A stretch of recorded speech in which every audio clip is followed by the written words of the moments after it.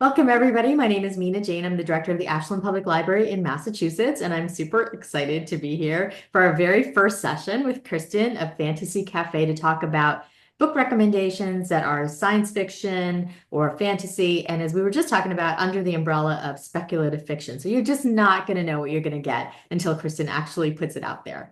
So before we get started, I just want to say thanks to the Friends of the Ashland Public Library for supporting all of our programs.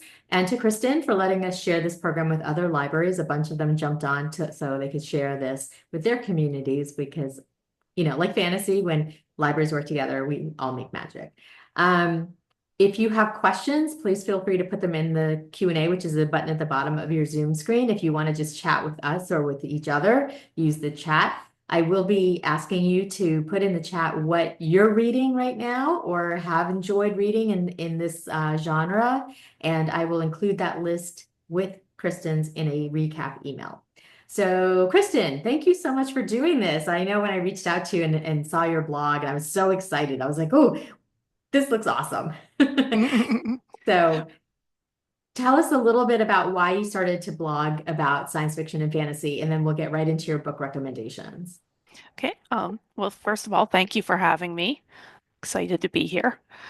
Um, I don't really know why I started blogging about science fiction and fantasy, really. I mean, it was back in 2007. It was 18 years ago. I think I just started seeing book blogs and I got excited about it. And I was a bit hesitant at first, but my husband convinced me I should try writing it. And then about 18 years later, here I am. And you actually, we were talking about this a little bit earlier, is to have the Women in Sci-Fi like annual sort of like celebration on your blog. I think what made you start doing that halfway through blogging? Well, that was in response to a conversation that was taking place in the blogging community at the time. There were some studies that a reviewer had done talking about how most of the review blogs were reviewing books by men. Mm. And there was also I had also posted something because we were talking about maybe having Hugo fanzine nominees that were book bloggers. And Mm. a bunch of people were saying that there weren't actually women writing science fiction and fantasy, and there actually weren't women who were blogging about science fiction and fantasy, which, was a woman who did that. So I really wanted to show that there were women who were writing and talking about science fiction and fantasy. Mhm. So I just kind of saw if I could put that together and got a bunch of people who would write stuff who were women writing about or actually science fiction and fantasy books. And since then, it's been a tradition and it's been fun to do. It is awesome to see on your blog as well, because then you can go back through the years and see all of the Hmm. authors that you've spoken to or have Right. contributed to, which is really nice. All right, let's get into your recommendations. What's the first one? Your list is amazing, by the way. Oh, good. You sent it to me. I was just like, okay, so what's your It's first hard one? to narrow it down. I know. Okay. So, first up, this is actually one of my favorite books. Um, this is one you might want to read if you want something that's a standalone, something that's fairly short, something magical with a fairy tale feel, or if you're interested in tales about the Changeling story. This is The Changeling Sea by Patricia A. McKillop, which is a young adult book written in the 1980s. So it's been around for a little while. And this is about a girl named Perry who is living in a small fishing village on an island. And she recently lost her father. He's a fisherman whose boat came back without him one day. And she kind of feels like she's lost her mother too, because ever since her father disappeared, her mother's just kind of staring out to sea and not really paying attention to her. Um, she's been cleaning rooms at the local inn, but in her spare time, she's hanging out at this abandoned house that belonged to an old woman who um who taught her a bunch of enchantments. And she's decided that she is going to curse the sea. she's really mad at it for what happened to her parents. Mhm. And this is how she meets the prince because he comes seeking the old woman who used to live where she's hanging out because he has questions about the sea and thinks that she's someone who could answer them. And when he finds out Perry's going to hex the sea, he asks her, "Hey, can you send a message for me? I have these items I'd like to send." And so he gives her some items belonging to the king. And so when she does her hexes, she attaches them to them and then she throws it into the sea and tells it she curses it, she hates it. She hopes that it never takes anybody or anything ever again. Mhm. And then nothing happens. But then this giant sea dragon wearing a giant gold chain around its neck rises out of the sea. And something happened after all. So after this, she goes from her quiet life to having a contend with a prince, trying to help a prince who wants to find out why he's so enchanted with the sea, trying to figure out the origin of the sea dragon and why it suddenly appeared. And she's also trying to help a mage who comes to town because the villagers sent out a request for somebody who could get this giant golden chain because they have dreams of all becoming rich. Mhm. So I really love this one because it's just a beautifully written, quiet sort of book. For Mhm. me, you'll probably find out I like dark books. Mhm. This, for me, is not so much a dark book, and it's kind of a comfort read, although I can also see why for some people it might not be, because it does deal with love and loss. Mhm. And even though, more is gained in the end, I'd say it's mostly a happy ending, but there is still that tinge of loss that might make it not quite a comfort read for some people. Mhm. What I also liked about it was that there's an afterword in my just a short, brief thing that the author wrote, Mhm. where she mentioned that she just wanted to write about a simple heroine, an unlikely heroine, somebody who's just very normal, someone that people end up being drawn to because of her personality and ideas. Mhm. And so I really like that she was just this normal, ordinary person. She's not beautiful or refined. She's often described as having this really messy hair that looks like she stood upside down and used it as a mop. But she just ends up, she's just somebody trying to navigate her grief and anger. And she's someone with a big heart who ends up having a big impact just based on what's put in front of her and how she reacts to that. Mhm. And so she's a wonderful author, but this is one of my absolute favorite books and one of my favorites by her. So I have to ask you really quickly, since it's a little bit of an older book and you usually read dark fantasy, what drew you to reading this one? Um, Mostly that it was written by Patricia A. McKillop. I actually, well, I'd heard of her writing before and had wanted to read her, Mhm. but one day I just got, once in a while I get arcs in the mail that are books that I wasn't really expecting to get. And one day it was one of her short story collections, Wonders of the Invisible World. Mhm. And I don't usually read short stories, but I kind of picked this up. I looked at it and I was like, well, maybe I'll see what it's like, get a feel for her writing, figure out which of her novels I want to read. And then I was just completely enchanted. I had to read it beginning to end. Her stories were so beautiful. Her writing was so beautiful. She just has this wonderful wit and wisdom that comes through her stories. And I just decided, Peter S. Beagle wrote in the introduction to that that you should read everything she wrote, and that really just made me want to read everything she wrote. I love that because like once I discover a new author too, I'm the same way. I'll just glom hmm everything they wrote. This next one too, it looks really interesting by Karen Lowachi. Am I saying that right? Um, I usually say it Lawachi, but I don't know if I'm saying it right. Oh, okay. Yeah, I haven't read this one. So tell us about War Child. Okay, so War Child. This is a book that you might be interested in if you want something darker. Um, the thing, or if you want something that's character driven, has a really strong character voice. Um, this is actually the first book in the War Child Mosaic, Mhm. which is a series that has, three novels. There's a short story collection, and then there's a novella. For the three novels, they're all different characters, but they all fit together. And when you read them all, you get sort of the overall bigger picture. This was actually her debut novel, and it's the first novel in the series. It's actually my favorite of the three. Although I do like to warn people that if you're interested in this book, it does deal with trauma, war, and childhood abuse. So be aware of that going into that. You might want to look up content warnings if that might be a concern for you. Mhm.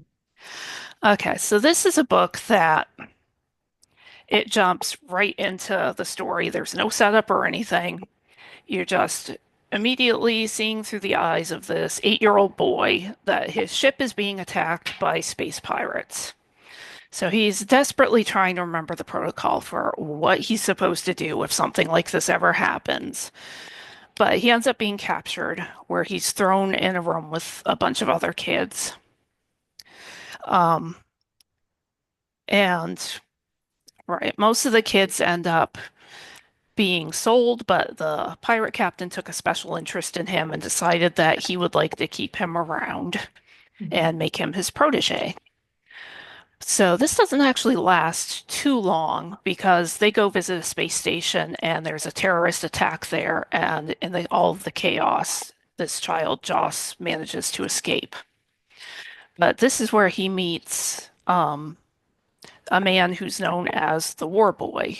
He's the one who was the leader of the attack, and he's considered a traitor to humanity because he's on the side of the aliens in the war between humans and aliens.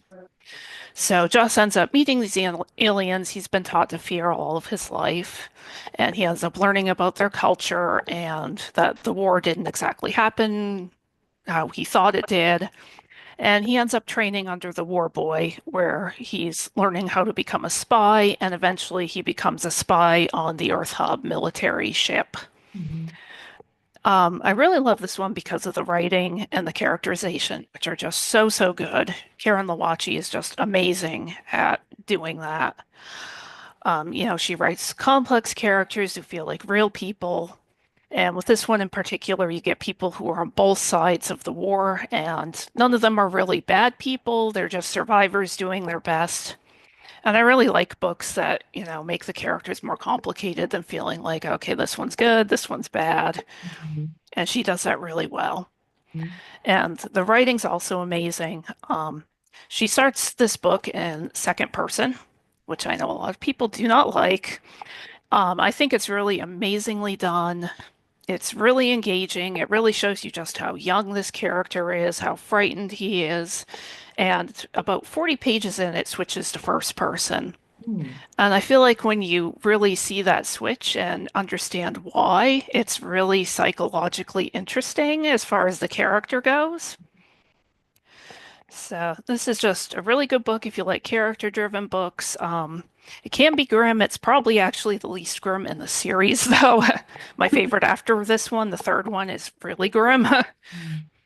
But sometimes life is grim, right? Yeah, I mean, I like that, but just be aware. Right. Well, Renee says, "Oh my God, War Child mentioned." So obviously another fan. Um, Always so glad to see that. Hi, Renee. I do want to ask, and we were talking about this earlier too, and we would definitely want to get to more books, but this is where we were talking about like who are the bad guys? You know, a lot of it's just Hmm. perspective.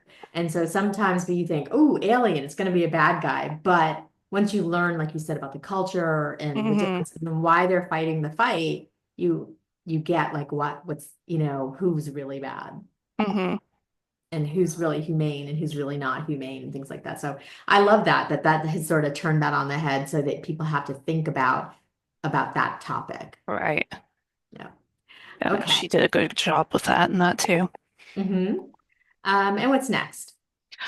Let's see. Next up, I've got something a bit newer. This book's only been out for about a month. Mm-hmm. And so if you start this, be aware it's an unfinished series since the first book just came out. This is The Raven Scholar by Antonia Hodgson. Um, so this is one you might be interested in reading if you like something that's pretty well paced. It moves pretty quickly. There's always something going on. And if you're interested in stuff with a competition for the throne and a murder mystery. Hmm. So this is an epic fantasy book. It's set in a world where there are these 8 animal guardians that people dedicate themselves to. They've got different traits, like the ravens are scholars. They dedicate themselves to knowledge. There's the foxes who are sort of cunning and clever and mischievous, and the oxes are hard workers. Mhm. So they each send somebody to this competition, except for one that never participates. So this one actually starts with a girl getting betrayed by her twin brother. They've been summoned to the Emperor, which is something that is not great since their father tried to violently overthrow the Emperor 8 years ago, and so she's understandably nervous about being summoned. But it turns out that her father actually wanted to give her an opportunity before he died, and he told the Emperor that he would like his daughter to be offered the opportunity to follow in his footsteps and enter the Tiger Monastery, become a warrior who could someday compete to be the next emperor. And he's decided to honor that. So she accepts, but her brother is not happy about this because that was his dream, and he can't do this unless she turns down this offer. Mm. So he ends up implying she's disloyal, and she ends up being punished with exile, which is a punishment probably far worse than whatever you're thinking, because it's not exactly what we think of as exile. And so this is where the Raven Scholar, the narrator, or not narrator, but the main character in the novel comes in. She is the one who does the calligraphy for the Order of Exile that condemns this girl, and she becomes High Scholar to the Emperor. So the main story takes place about 8 years later, when Nima, as High Scholar, is now in charge of the ceremony for opening the next tournament to choose the new emperor. Mm. And they've got quite the guest list for contenders. One of them is the man who betrayed his sister in the beginning, who's a favorite to win, but not really a favorite with the people, considering how he treated his sister. Mhm. And then there's Nima, the main character's ex-boyfriend, and there is Nima's rival from the academy from when they were both girls who always hated her because she was the first commoner admitted, and a lot of people didn't really like that they were letting commoners in now. So, Nima's rival tells her that she's going to reveal some information about her that means she is no longer going to be a raven. And so Nima goes to see her one morning to try to talk her out of destroying her life. And she finds her dead body. And so Nima is actually made the new competitor for the Ravens. And the Emperor asks her to try to figure out who murdered this other woman. And so the main story is about her.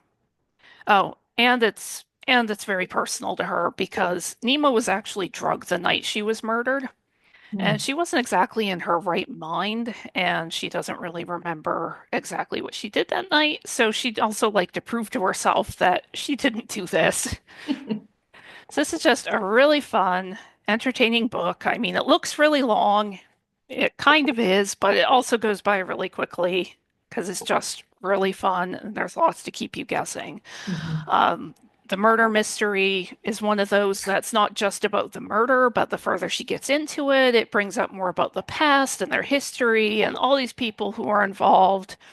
And it's just a really, really interesting mystery. Mhm. And I also really liked about this was this how the competitions were run because it's one of those where there were some that involved one-on-one fights, but they weren't all about fighting. Mm. Like each of the sort of guardian houses or orders, I guess, have their own sort of contest. For ravens, that's a really straightforward thing because they just do a test of knowledge. But things like the foxes will make a more convoluted test where you have to kind of figure out, okay, what are they trying to test me on? So it's just a really fun book. Mhm. I'm really excited for the next one in the series because this one is magnificent. Wow. I love that it's it uses fantasy and mystery to really talk about topics that would like that we have to deal with in real life. Mm. Be not just like betrayal, but like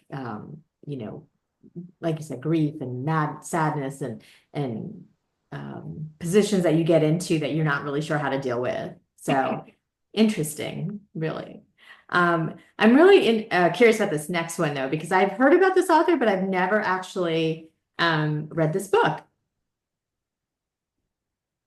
This one is The Jossid Heir by Sarah Hashem.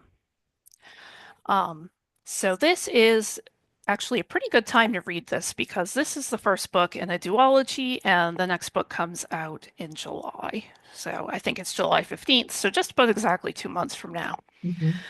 So this is one that you might be interested in reading if you're interested in books with an unhinged protagonist, and if you like ones that have really good enemies to maybe something more romantic arc. Mhm. It's just really well done. Also, it's an Egyptian spot inspired world. Mhm. So this one is about a girl who calls herself Sylvia. And when she was a child, her people were destroyed because they had magic, and her kingdom was destroyed along with, well, not all their people, but a good number of them. Mhm. And since then, she's been in hiding. She's just pretending to be somebody who's insignificant, who nobody is going to think twice about. Um, right, she's living in a small village. She's apprenticed to a chemist, and she basically just doesn't want anybody to know she's survived. And hiding her magic has never been particularly difficult for her because when she was a child, her grandparents fitted her with these invisible cuffs that kept her magic in check. And since they died, they were never able to remove them. But then one day there's this accident, and she happens to accidentally unleash her magic in front of the one person she really doesn't want to do this with, who's the heir to the kingdom that raised her kingdom so long ago. And she thinks that he's going to put her to death, but instead he tells her that he can use her magic, and he wants to make her the champion in the tournaments that are celebrating their kingdoms. And so she ends up training under him, and they end up sort of locked in this game where he's trying to figure out, okay, who is she? Was she some sort of noble woman, or and she's just trying to do everything she can to mislead him and make sure that he does not know who she is. So this is one of those that has really great banner. It's got great character dynamics, and Sylvia has the most delightful, sort of unhinged, sort of dark sense of humor. Um, there's actually something that the author recently wrote on my site about that and how she just let her lean into who she is, and I really love that about her character. Mhm. And she's just such an interesting character. One of the things I liked about her is that instead of being somebody who's seeking vengeance, she's not seeking vengeance. She doesn't want to win back her throne and become queen. She just kind of wants to live in obscurity and survive. But she also has a little bit of a complicated relationship with her identity because she also feels guilt for not doing more to help her people who are still being persecuted for their magic. And she's also, she's not a young adult anymore, but I can see how some people might see this as a young adult crossover because even though she's like 20, she's still trying to figure herself out because she's been wearing a mask for so long for her own self-preservation that she's never really developed a strong sense of self because she's always just had to pretend. She's had to pretend to be meek and mild, somebody that nobody would look twice at. And part of the fun is also that after, she has nothing left to lose because the heir of the other kingdom knows who she is. She can just be herself. She doesn't have to be meek and mild. She can wear her anger on her sleeve, and she does. Their relationship dynamic is so fun because of that. As Aaron is her opposite in so many ways, he's very confident, he knows who he is, he's in control, and she finds this really infuriating as well as admirable. And the two of them are actual true enemies at first. Sylvia tries to stab him, and he really wishes that he could just kill her, but he has a purpose for her, so he doesn't want to do that. And so they're working together. Both of them are trying to hide her magic, so they get a bit closer as they do that. And I think it's also really refreshing to Aaron that Sylvia is somebody who, after he's been around so many people who just, they hide their daggers behind their smiles and pretend that everything's fine. I think he just finds it so refreshing to meet somebody who's just upfront. Mhm. Although I do want to note that since this is a duology and I haven't read the second one, um, I'm not sure if it's actually a fantasy romance or not, if it has an HEA or not, because it is marketed as epic fantasy, and I haven't read the next one. And even though it, was nominated for the Goodreads Romantasy Award, I don't know if people would consider it one. Like the first book, at least, I'd consider more fantasy with romantic elements, Mhm. but your mileage may vary as always. So AGA, for those that are not in the know, is happily ever after. Um, I I think that is. I love the fact that fantasy and sci-fi tend to be more world, like around the world, than some of the other Hmm. genres. Like this is an Egyptian one. We just had a sci-fi one that was out of space, things like that. So Hmm. you can really like do anything with these because it's fantasy. Hmm. We just have a couple more minutes if you want to do a quick overview of your next book, which sounds fantastic. Oh, wow. Well, I'm going really slowly. Well, I've had lots of questions too, so we'll speed it up next time. Okay. So my next book is actually an omnibus edition. This is Seed to Harvest by Octavia E. Butler, who is an author I knew I had to talk about when I did this because her books are just so amazing. I had trouble picking which one, but I picked this one because Wild Seed, the first book, is actually my favorite of hers. So my edition, these were actually written out of chronological order. My edition is in publication order. I mean, in chronological order, which is how I read it. So it's kind of how I prefer it, especially because this is a book that it's really interesting because it starts in the past in 1690, and then the last book in the series goes way into the distant future. Mhm.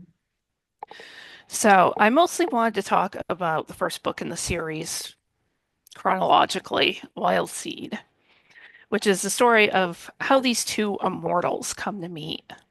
Mhm. Um, it's got Doro, who's been living for 3,700 years, and Anyanwu, who's been living for about 300 years. And Doro is, he's an interesting character. Um, he has been wandering the world and he's been collecting different people because one of his abilities is being able to recognize people who have superhuman special abilities. And this is how he runs into the other immortal, because he's visiting some of these people. And he has never met anybody else who's an immortal, but she is 300 years old. She looks like she's 20. She can shapeshift, and that includes becoming an older woman, becoming a man, becoming an animal. She can shapeshift into a dolphin, and she can also heal people. So basically, it's about the relationship between these two really different immortals who are opposites in some ways, but they really can't escape each other because they're also the only two people who've lived for a really long time. So they're basically opposites. One of them is a healer. Okay, it's 7 o'clock, so should I just stop? Yeah, we're gonna end now, but we can, we'll add more later, but, and certainly pick it up. But, I just want to say really quickly, it sounds amazing in terms of that time frame, like going Hmm. from, It's because one of you the things I found interesting about it. yeah, because like they can they've probably seen in his experience so many different things. And it also sounds a little May December to me, Mm. a 3,700-year-old and 300-year-old. So I'll have to read it and see what you think. Well, it's not really a romance. I mean, it's a complicated relationship. But well, anything that has that uh, age difference is whether it's romance or friendship or just Yeah. colleagues, basically, sounds kind of like it could be weird. So, Kristen, thank you so much for these wonderful recommendations. I have a TBR pile that's going to start falling over pretty soon. I'm going to be adding these books to it. For everybody who's been here, we'll be back in 3 months. Kristen's going to be with us every quarter, and she'll have lots more great recommendations for us. So I hope to see you soon. Kristen, thank you again, and I'll talk to you Thank you for soon. having me. Absolutely. Have a good night, everybody.